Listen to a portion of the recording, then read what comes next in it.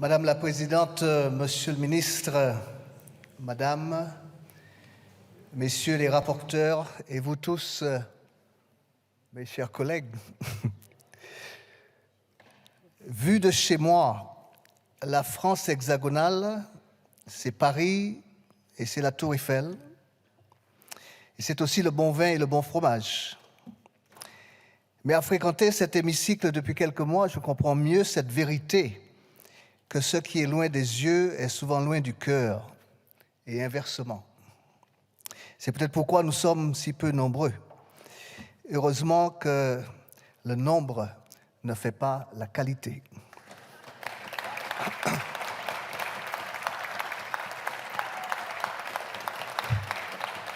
Tout cela pour vous dire que nous parlons ce soir de la réalité des uns qui n'est souvent que réalité virtuelle pour les autres. Face à cette dernière, le gouvernement nous présente un budget. Ce budget répond-il aux besoins et aux enjeux? Non, certainement pas à tous. Mais on ne peut nier qu'il apporte quelques réponses à de vraies questions. On ne peut nier l'augmentation de 11% des crédits de la mission Outre-mer.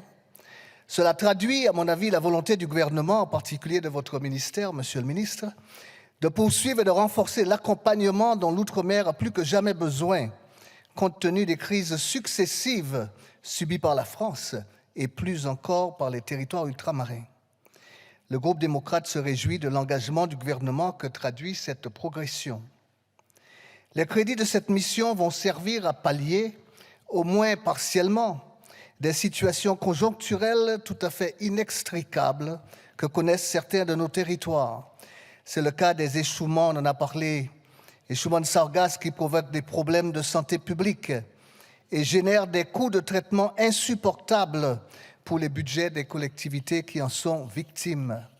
C'est le cas aussi du problème de la distribution d'eau potable en Guadeloupe, qui bénéficie d'une dotation de 10 millions d'euros. C'est certainement insuffisant, mais c'est déjà ça.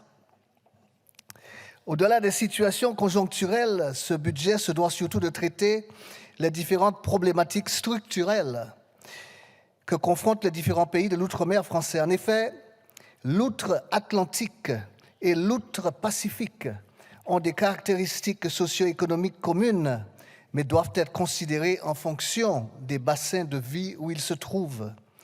Parmi les caractéristiques communes, il y a le sous-développement économique chronique et la vie chère exacerbée par un contexte international négatif.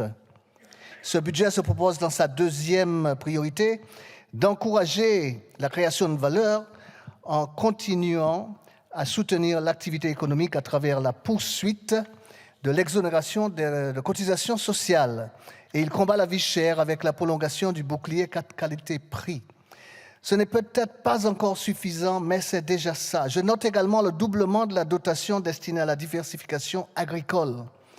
En effet, la dépendance trop importante de nos territoires sur les importations de denrées alimentaires n'est pas soutenable et en tout cas contredit tout précepte de développement durable et de sobriété écologique, principes vertueux vers lesquels nous devrions tendre. Si cette démarche de moindre dépendance alimentaire permettait d'avoir des produits de bonne qualité à moindre prix, alors un grand pas aura été fait.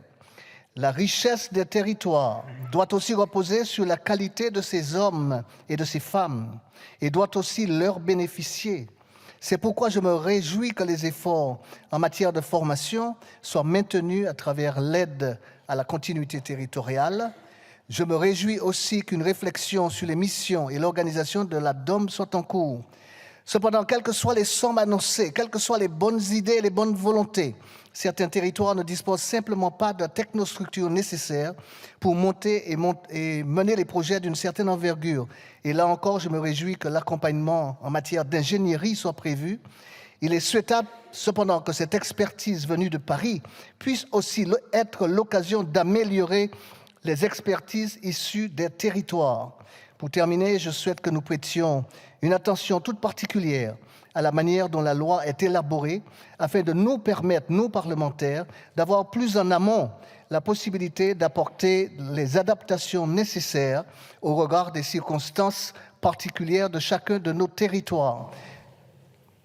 Je salue donc les efforts budgétaires faits par le gouvernement pour les Outre-mer et vous l'aurez compris, le groupe démocrate et indépendant soutiendra votre proposition, Monsieur le ministre.